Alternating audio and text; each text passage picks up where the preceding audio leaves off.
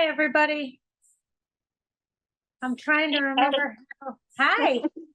You look How pretty. are you? I'm good.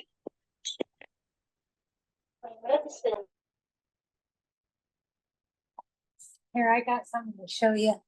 It's just you and me, Arlene. Oh, I don't know if I can. I don't know Oh. how I'm going to show you. Hang on. Okay. You might really like it. Oh, cool. I like your new lipstick too. It looks nice. Oh, Not thank too you. dark. Yeah. Can I turn off the background for today? You think that would be Yeah. all right? Oh, there's your kitty. Oh, which one is that? This is the feisty one. He won't hold still, so I should just turn the background back on. Yeah. Okay. All right, let me let everybody in here. Okay. And then I am going to have to put everybody on a, hey, we're going to have someone else talk for a minute because I got to run and go grab a book. Just bear with me.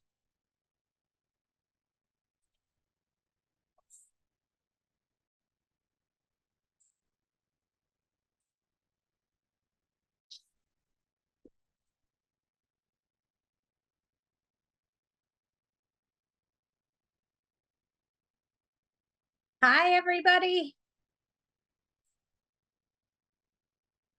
Just getting everybody logged on. Bear with me. Hello, hello.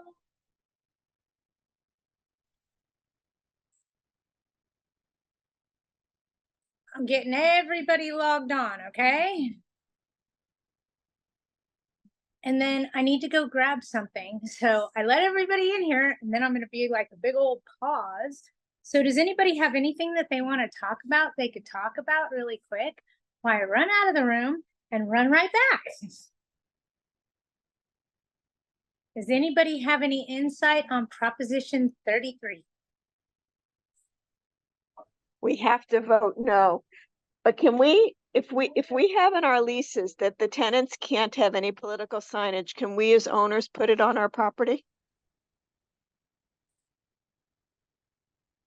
That is a good question. That's a really good question. My first reaction says that's not fair, is it? Mm-hmm. Oh, I can't answer that. You're challenging me today, Arlene. I love it. Okay, yeah, because yeah.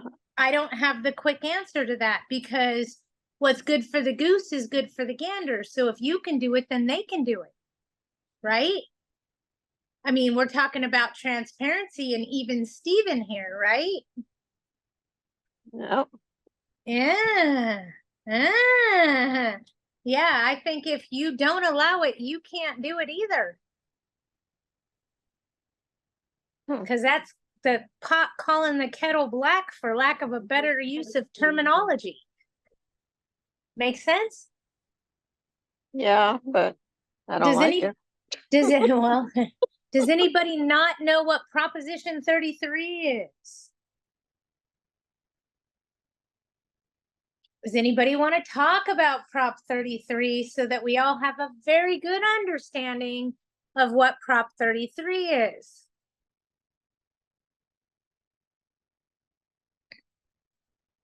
Proposition 33. It's basically rent decontrol. Vacancy decontrol. Vacancy decontrol. So for those of you that don't know what vacancy decontrol is, let me explain to you. And they're talking about implementing this statewide. This is Proposition 33. AGLA and all your apartment associations should be and are running huge campaigns against it. No on Prop 33. They also are trying to pass another assembly bill that will stop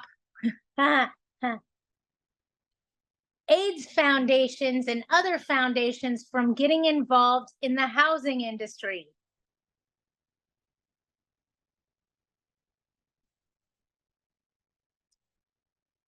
Paying attention?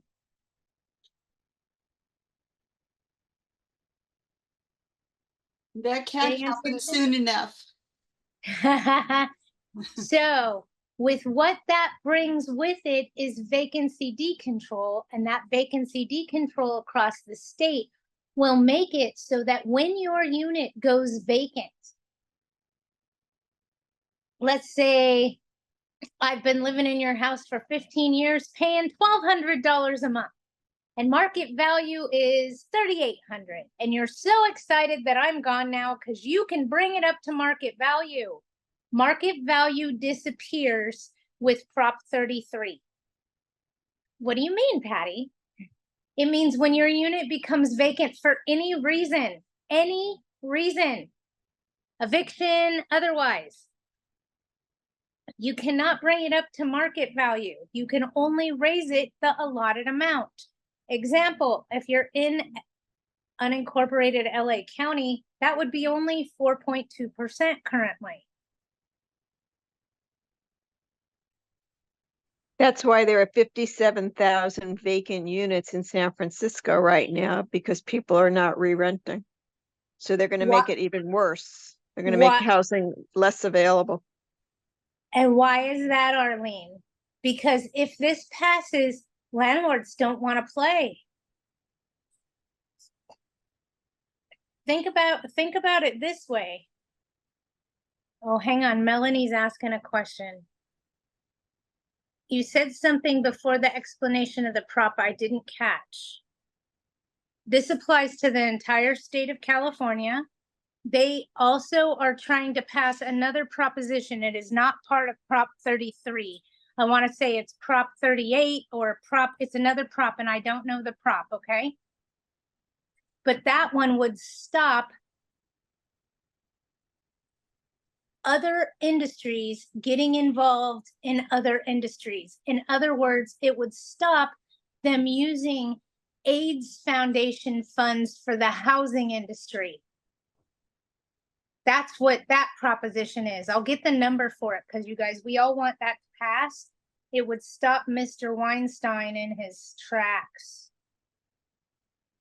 Okay, he'd have to raise money for this housing to utilize the funding that he's raised in housing. Does that make sense?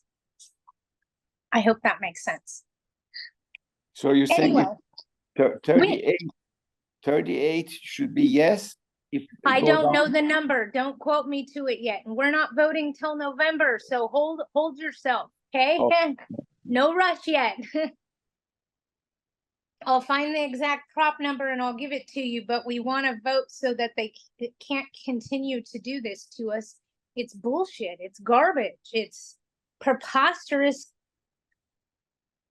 things that are happening in the housing industry for money that wasn't raised for housing. It was raised for AIDS research. Does that make sense to you?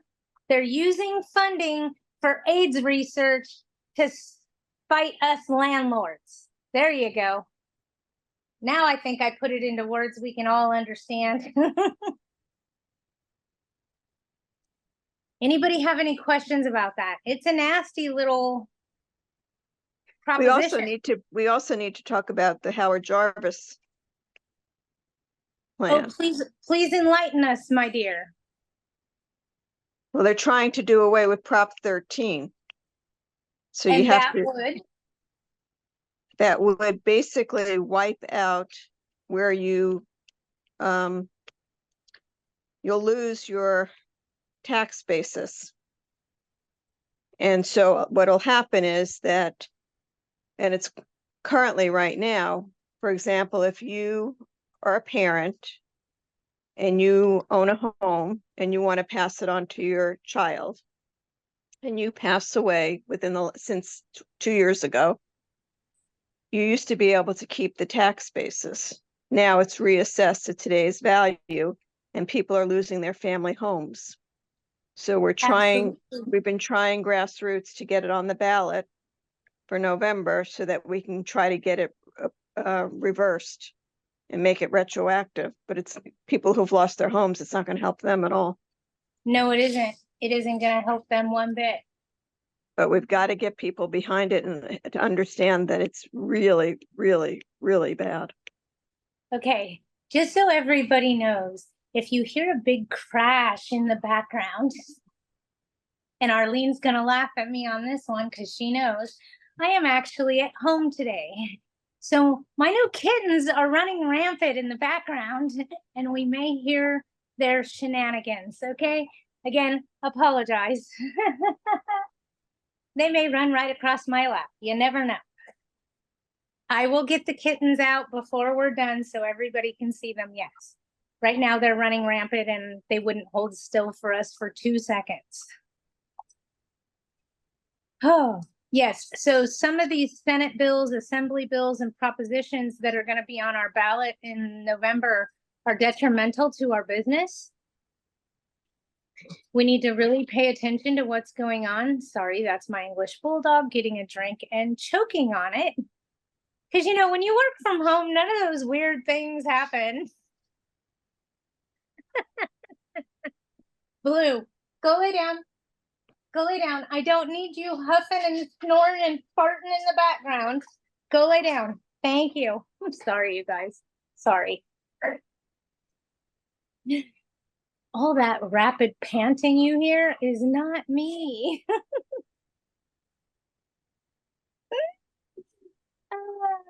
This isn't happening. The only thing that would make this better is my grandson running in and saying, I'm hungry, feed me lunch. All right, let's keep yip yapping about these Senate bills, Assembly bills, and where we should be for voting. And yes, I will get the kittens.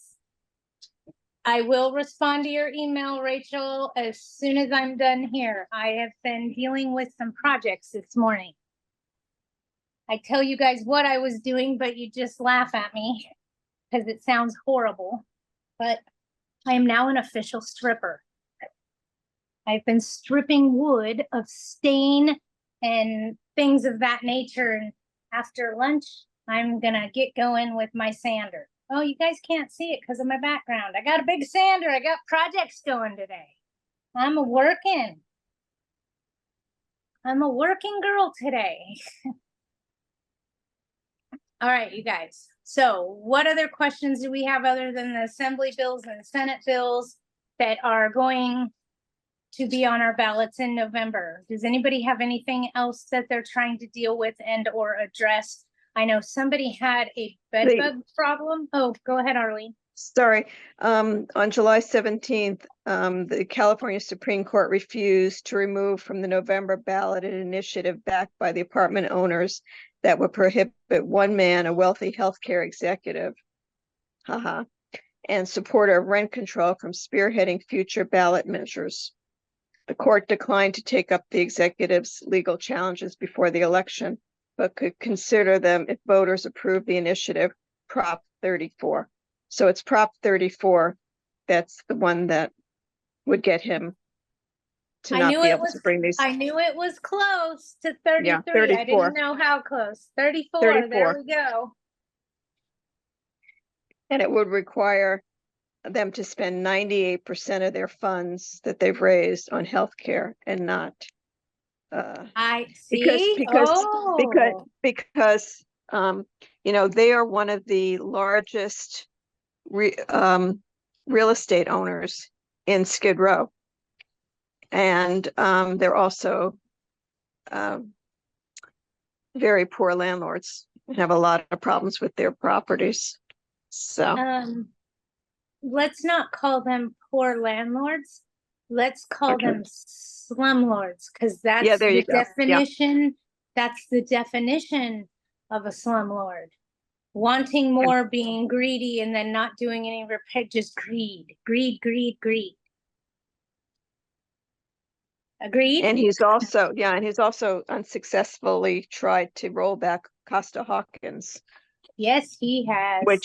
Which would limit rents on single family homes, condos, new apartment units. So this has been, you know, he had Prop 10 and then Prop 21, and we defeated it both times. But AGLA really needs funds. So if anybody on here can donate whatever you can, they're fighting it hard, but they need funds. It's expensive. Yeah, it is. And we did quite a bit of advocacy for Prop 10, making sure that that didn't get on the ballot. But lawmakers will be lawmakers and they'll sneak things in through smoke and mirrors when we're not paying attention. And a great example of them sneaking things in under smoke and mirrors when we weren't paying attention was AB 1482.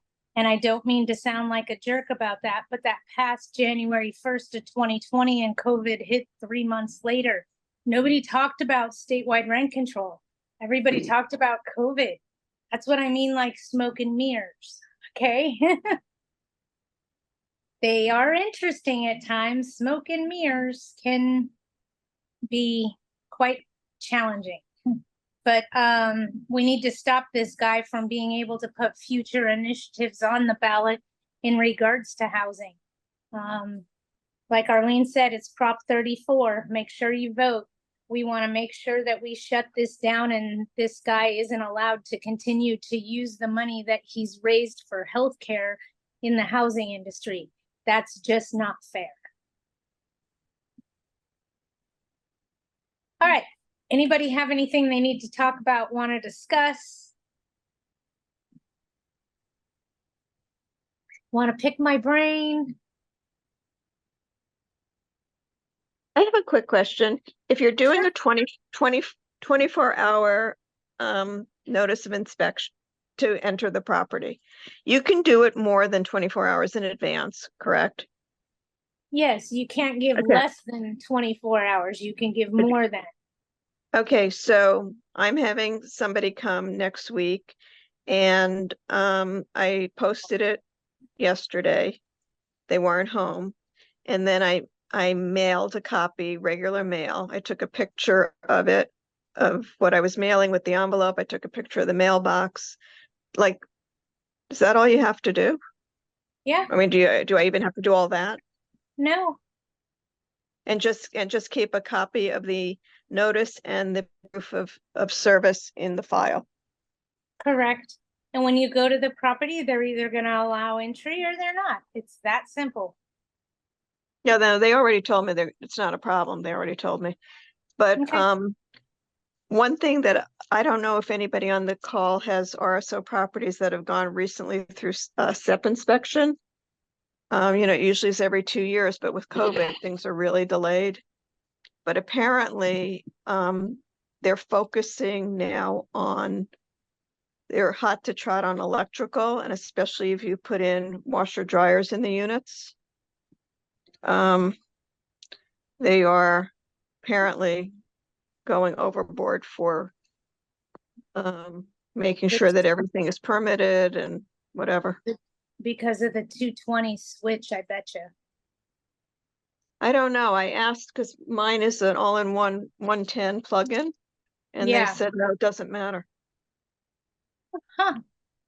But I spoke to an electrician the other day and he said he's being bombarded with calls. I bet. Well, they are trying to push everybody to move over to all electric appliances. So I believe that happens 2025. It's all electric, no more gas. I don't know could if be that's, wrong. no, I think they're just recommending. I don't think that, maybe on new construction, but I don't think. New construction, I know it passed. That solar panels is a requirement. So I'll go. That would be a kitten crash. Oh God, help me. I don't ever sit in this room, so they're on an adventure now because they're in it. Loveliness. Oh, lucky me. Of course, the dog has to go investigate because for the past 15 minutes, they've had a lot of fun knocking over the dog's treats, and the dog thinks it's great. Oh, goodness. All right, sorry. Squirrel. Reel me back in. What were we talking about?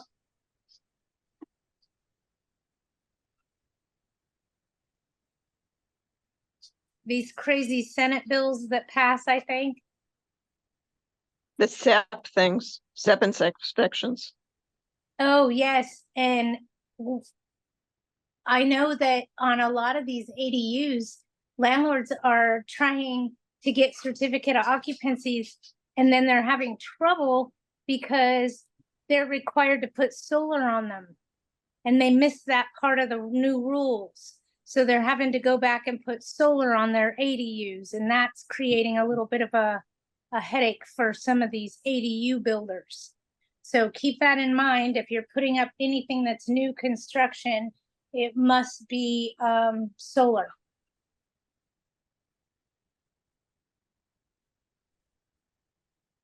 Anybody have anything else?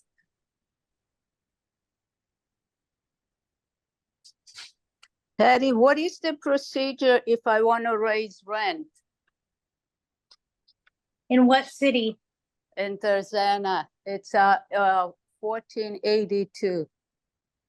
So you I would will- give a 30-day notice. You'd give a 30-day notice of rent increase, and then put your maximum rent increase of the,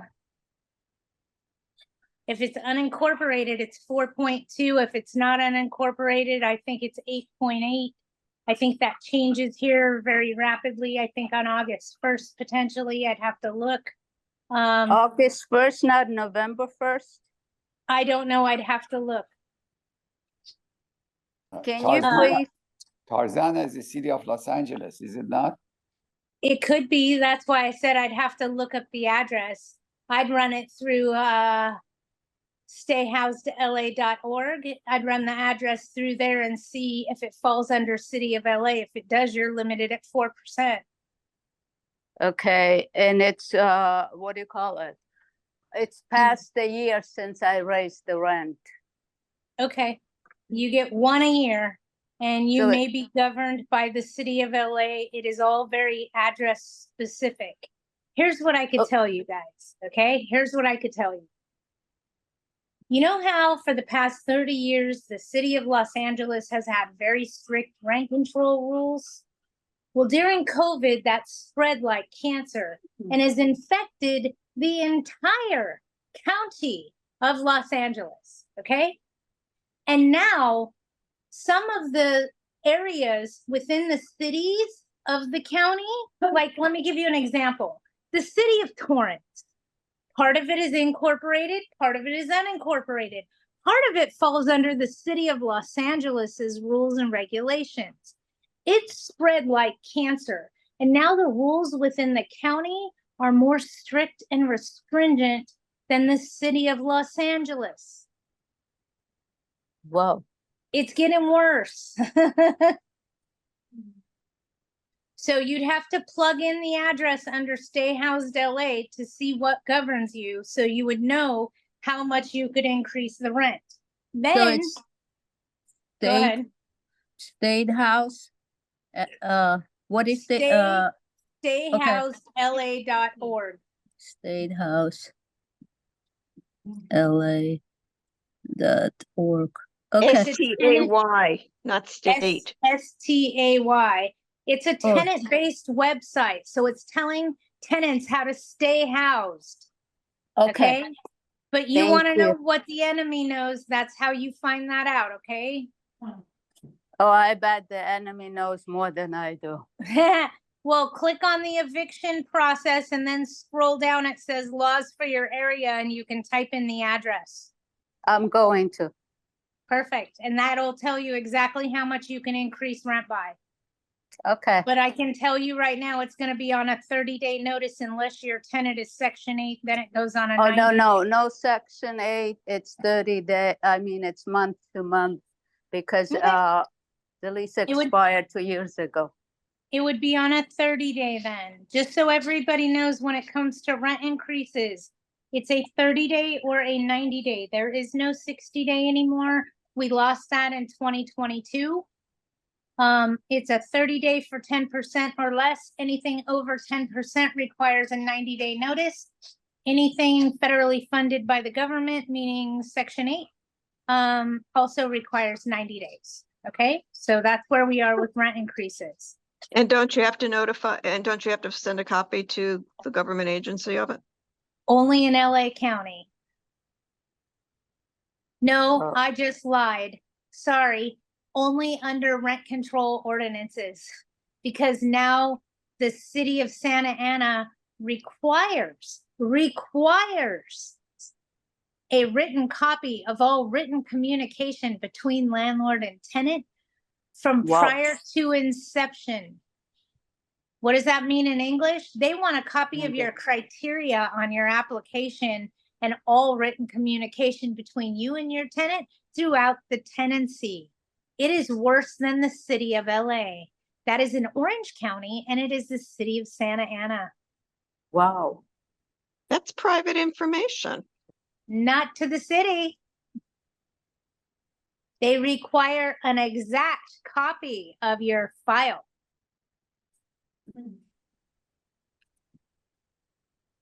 If you don't think they're going to use that against you, you're sadly mistaken.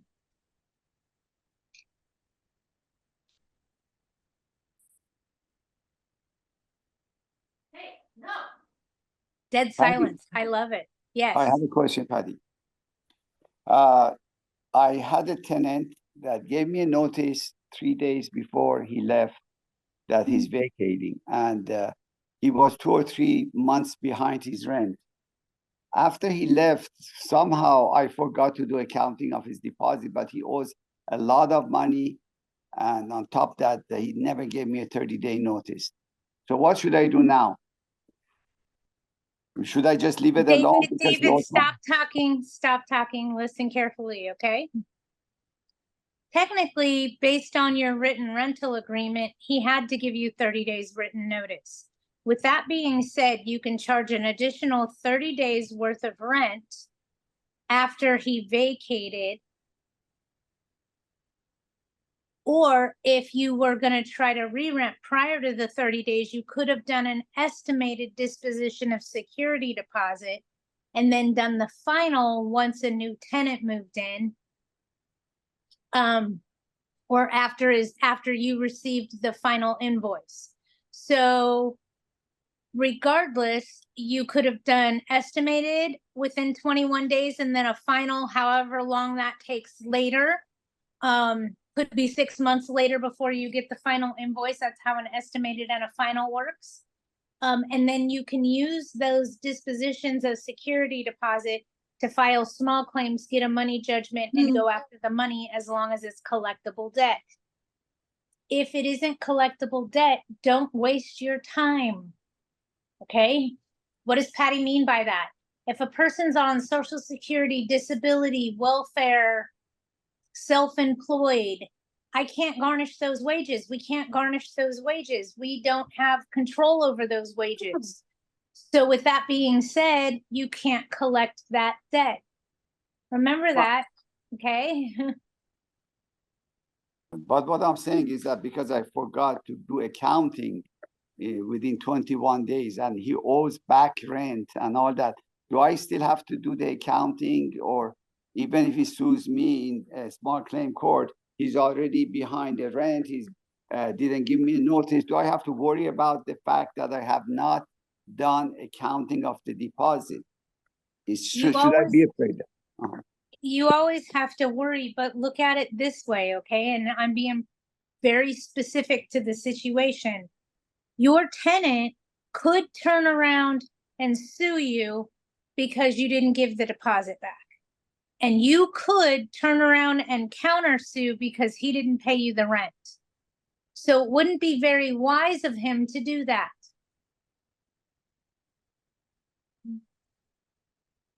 So you're telling me should be okay?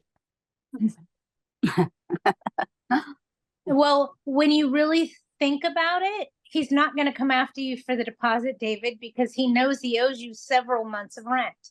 It would be like poking a bear in the eye.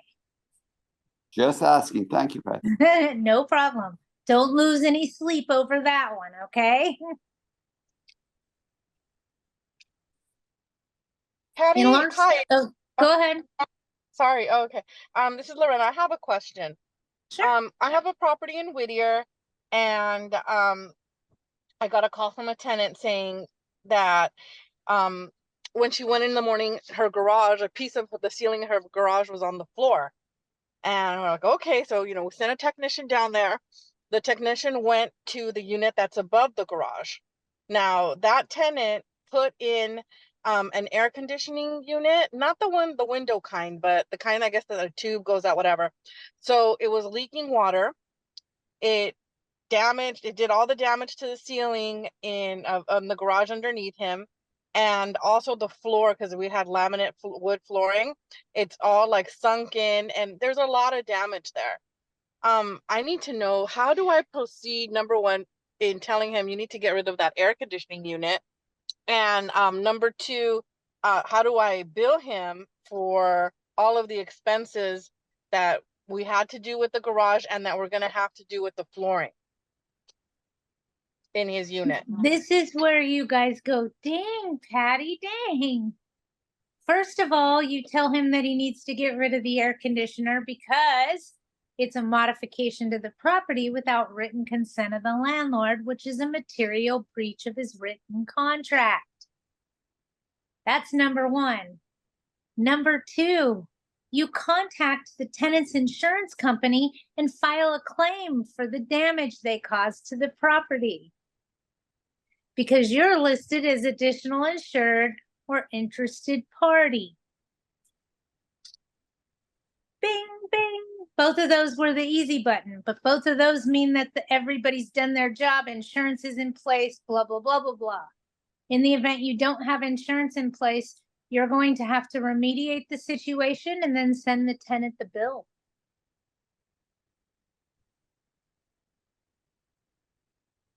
Okay, yeah, he doesn't have tenants insurance. The majority of my buildings are in like South LA, so the majority of tenants don't budget that in. But let me ask you a question. As far as asking him to remove that because he is in breach of his contract, even though it's not really a modification because it's not built in anywhere, it's just connected, that's still considered a modification? Okay, let me try it in a different approach. Okay. If a tenant brings in a portable dishwasher, Yes. and it leaks and destroys the property in the same fashion you're speaking of now, who's Yes. responsible for that? No, the tenant, of course. But I just want to make sure that if I am giving him the proper verbiage as far as modification, it would still be considered modification.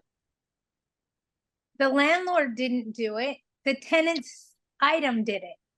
Correct. Okay, very good. And do I give him this in a form of a letter or a cure quit, or how would I do that? Cure quit. Okay, so cure or quit. Get rid of the air conditioning unit because it caused damage and it was a breach of our contract. Then do all the repair and then send him an invoice for the repairs that had to be done, and ask him if he wants to make a payment plan, whatever he wants to do. If in 30 days he doesn't pay, you file small claims and sue him for the money. Got it. Okay. Thank you very much. No problem. People are like, damn, Patty, you're extremely aggressive. I can't believe you do that. I did that because I had a tenant in a property that caused me all kinds of strife. And I ended up evicting her because she didn't pay me for the bed bug extermination. It was $4,200. She brought in the bed bugs. She called me every night while the house was tenanted for bed bugs, screaming that someone was going to break in and steal all of her belongings. I tried to inform her if someone broke in, they would die. And to stop calling me, because they would inhale that poisonous gas just like the bugs are, and they would die. Yeah, she didn't like me after that. We bumped heads. I have a tenant with a large COVID balance, which came due in February, wondering if there's been any success at small claims with COVID repayments. We're starting to see money judgments come through for them. As far as a repayment on it, But get that money judgment against them. No joke, file the small claims, get the judgment. I don't, people ask me, Patty, why are you so adamant on getting the judgment against them? Because I don't know when the rules are gonna change and we're gonna lose that.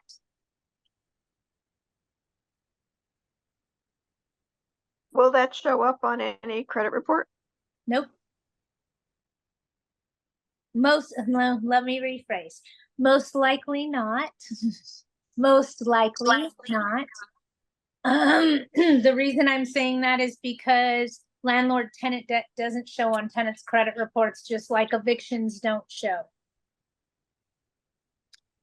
Hi, Patty. Do you legally deny an application if they're uncollectible income based on social security, self-employed with good credit?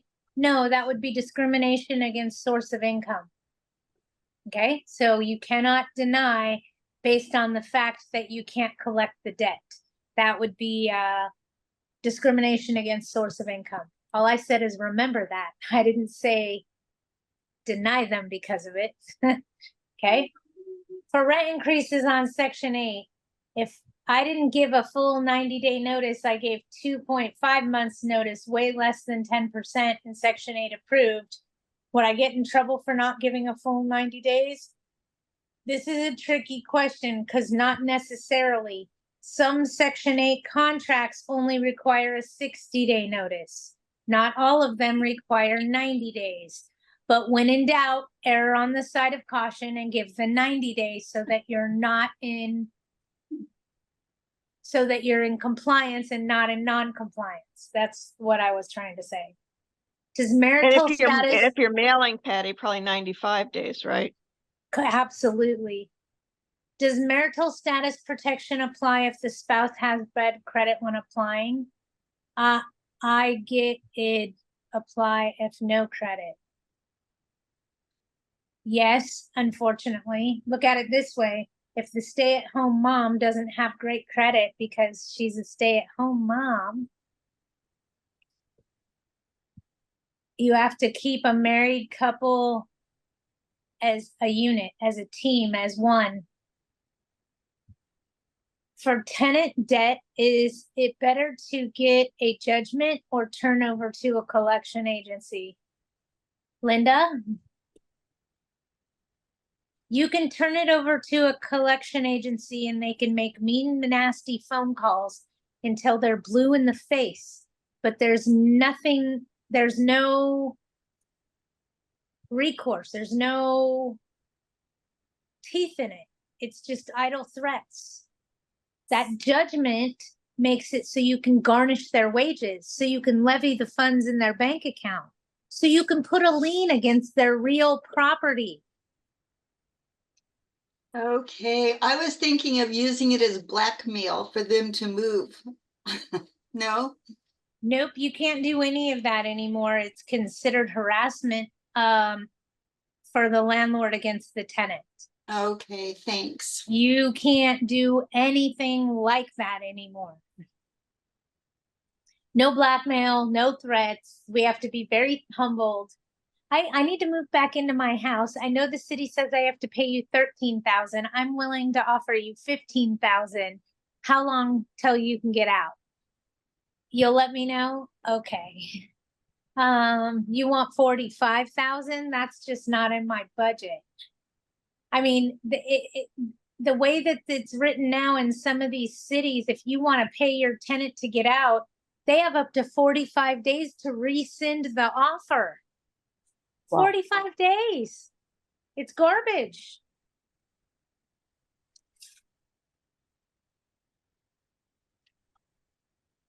Patty, do you still have 3 years to collect outstanding debt? No. It's never been 3 years. It used to be 10 years and renewable for another 10. I think it is now 10 years and renewable for another 5. Okay. 3 years. It's never been 3 years. Okay, you guys want to laugh? Melanie says, and WeHo, and just so you guys know, WeHo is West Hollywood. Took me a while. West Hollywood, WeHo. There is an existing tree at the back of our duplex that has an abundance of berry leaf droppings, and despite having a gardener weekly, one tenant is now complaining and wanting us to do something, as they are getting a dog with pet agreement and are concerned. Are we obligated to do anything more? We don't want to cut down the tree, but can trim it back a bit more. Neighbor tenant has a leaf blower and does it herself. Not sure how we can address it more officially. Sorry. The tenant is getting a dog.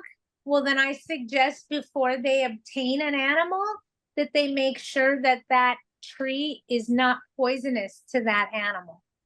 Because it wouldn't make sense for them to get an animal and have it in that yard. It wouldn't make them a responsible pet owner if that pet is going to be poisoned by the yard's foliage. That's just the dumbest freaking thing I ever heard. I'm sorry, I don't mean to be an ass, but that is just the dumbest freaking thing I've heard. I'm gonna get a dog, okay? But now I need you to go in the backyard and cut down all the oleander trees because those are poisonous to animals. What? Oh, now you understand what they're asking you to do with the tree? I understand it's West Hollywood, but we're talking about an animal, not a person. And so far, we have more rights than they do. So far. That could change at any given minute. Sorry. Trying to be funny on something that's not funny at all. And I get you, I know it's West Hollywood, but they can't ask you to make a reasonable accommodation based on a new dog. I'm just curious, what if wasn't a dog, but severe allergy of a person to some kind of a tree? Can they force you to do something like that? I'm just curious, please.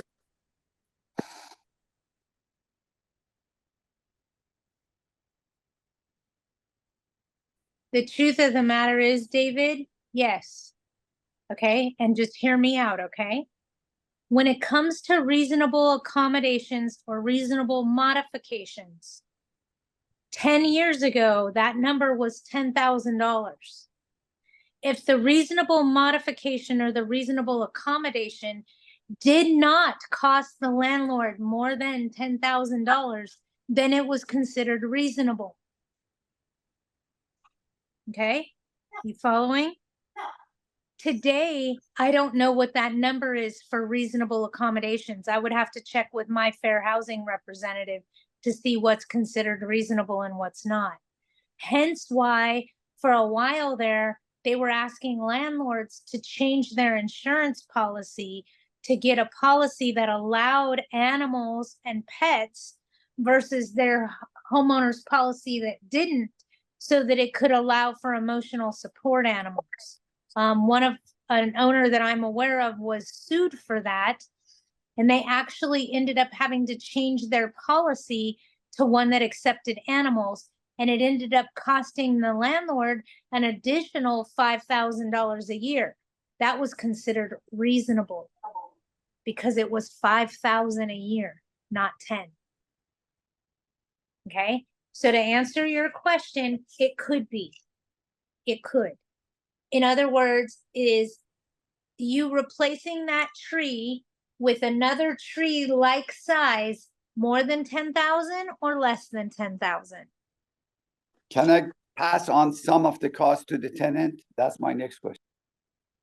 When it comes to a request for reasonable modifications based on a disability, you can pass all of it on to the tenant, every dime.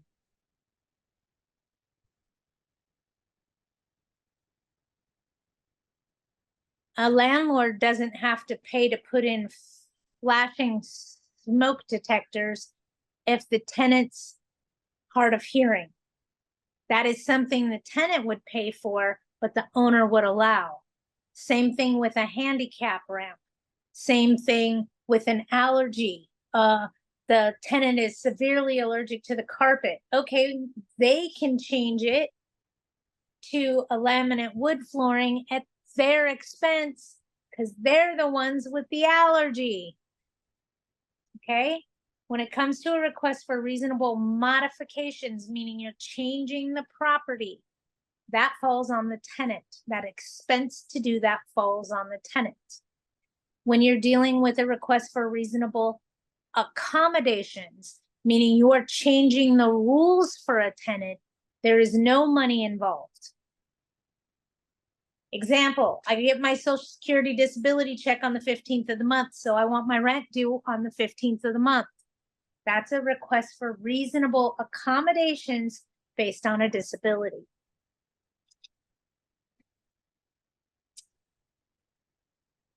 Agla Zoom Pets is happening on the 30th, Tuesday next week. At 11 a.m. Thank you, Arlene. My press girl right there. I thought it said on the ad that it's for organization purposes. It's not going to be for organizational skills. It's going to be emotional support animals. Yay, thanks. That's perfect. We're going to talk about just do it. They're going to force us to do it going forward. So just do it. I hate to tell you guys that, but that's what it's become. And I want to say things, but I don't want to say things because I don't want to upset anyone. They always said that you should never talk about sex, politics, or your next move. So I don't want to talk about politics, but I think we can all agree that the path we're on is broken. The system that we're currently using is severely broken. And we need to fix it. We need to change. We need to do something differently. And without getting into he said, she said, or poking anybody in the eye, I think that we can all agree on that statement alone. The path we're currently on is broken and it needs to be fixed. Okay? That's all I'm going to say regarding politics and my thoughts is it doesn't matter what side of the fence you're on. What we're currently doing isn't working. And if we continue in this pattern for much longer, it's not going to be good for any of us mentally, physically, or financially. There we go. I said something that aired me on side of caution all the way across the table. Aren't you proud? All right. Anybody have anything? Anything else we want to talk about today?